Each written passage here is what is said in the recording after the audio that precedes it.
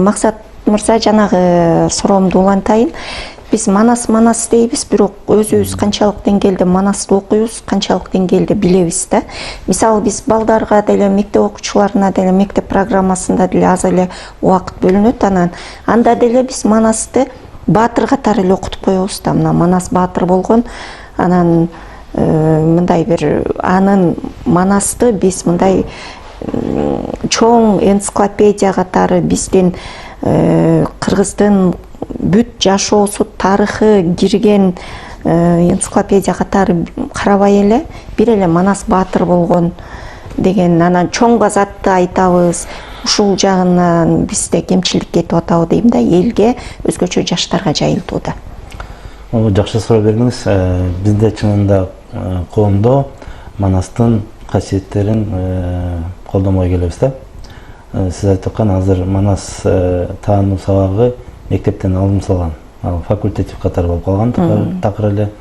Анан Манастын ичиндеги идеялар, Манастын ичиндеги системдүү түрдөгү билимдер эч жерде колдонулбайт. Анан чындап айтканда биздин академия науктагы, Манас академиясындагы ошол бышырып чыгарып бере албай жатат да. Анан билим берүү системасында да эч кандай колдонуу жок да. Ошонун аркасынан жаңы чоңойгон адам дагы, өлө кишилер дагы Манасты мындай толук кандуу окуп, түшүнүп, жашоосуна колдоно албайт да. Бирок аябай чоң ачкычтар, колдоно турган инструменттер бар да.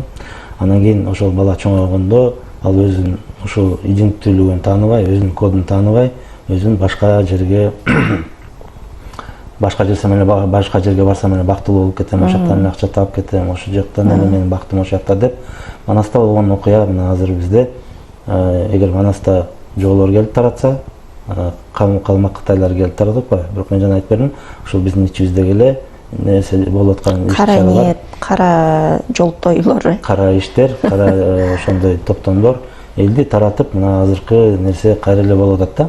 Азыр бири кетти Алтайга, бири кетти Кангайга, бири кетти Эренге, бири кетти Тереңге. Ошол эле ситуация азыркы бүгүнкү күндө болуп атат да. Бирок ошону кайра кантип кайтарып келсек болот деген Манаста бар да. Адам биринчи ошол өзүн таануу. Жана биз айтып атпайбызбы, сиз айтып атпайсызбы, түкүрбөгүлө деп штраф салалы деп. Аны деген дүйнө жүзү уже колдонуп көрдү. Кандайдыр бир убакытка, кичинекей убакытка жардам берет экен дагы, андан кийин адам эгер жанакы өзүнүн ичиндеги кара нерсесин жойбосо, кайра эле киши көрбөгөн жерге алып барып таштап коет да. Анан ошон үчүн айтып атат да, Манаста жанакы алтын менен күмүштүн ширөөсүнөн бүткөндө депчи. Ошо алтын менен күмүш аябай чоң тазалануудан өтөт да. Бул жердин атмарынан чыгат да, жерден эле чыгат, бирок тазалануудан өтүп атып, анан кийин бир 4-5 грамм алтын чыгат. Адамда да ошондой сапат бар да, адам ошо тазаланыш керек. Ички дүйнөсүнө тазаланганда адамда бир алтын деңгээлдери бар да. Ошол деңгээлдери адамга уже тамеки керип атканга болбойт, бул менин үйүм, бул менин жерим, бул менин шаарым деген түшүнүк келет. Ал уже мындай заводской настройка деп коет телефондо да, адамда уже жазылган ички дүйнөсүндө бар нерсе. Адамдын өзүнүн ички абийири ойгонгондо ошол маданияты мен таштаганга болбойт. Таштабайт. Ал бул жерди толук көрөт да, бул менин эле үйүм эмес, бул менин өлкөм, бул ушу менин ата мекеним деп кабыл алат. Ошо жер мен бул эле Бишкек шаарын эмес, жер дүйнө жүзүн менин үйүм деп кабыл алат да. Ошондой биздин мындай айтканда чоң деңгээлдерибиз бар. Бизде жан деген деңгээлибиз бар, анан жан дүйнө деген деңгээлибиз бар. Ошо Айкөл Манас жанакы жан мындай айтканда деңгээлинде эметкенде, бул эң жогорку Кудайга жаккан адам. Ошол адам бирөөнө жамандык кылбайт, адилетти, чындыкты так айтат, керектүү учурда айтат, башкаларга камкор болот, ошол эле учурда ким туура эмес кылып атса анын жазасын берет дегенде, бул руханий десе бул сыйынып эле отурган киши эмес, же эртеден кечке кандайдыр бир ритуалдарды жасаган киши эмес.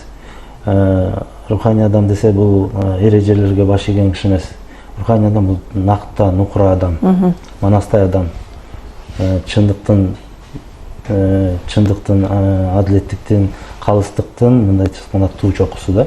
Биз ошондой адамды коомдо жаратышыбыз керек. Ошол Манастагы билимдер менен биз такыр колдонбой келебиз. Ал ичибизде уктап жаткан, мындайча айтканда, генч ошол кеңешти биз ойгото алсак, биз ошону колдоно билсек, анан кийин ушундай бизде чоң бир кыргыздын өсүшү бар да.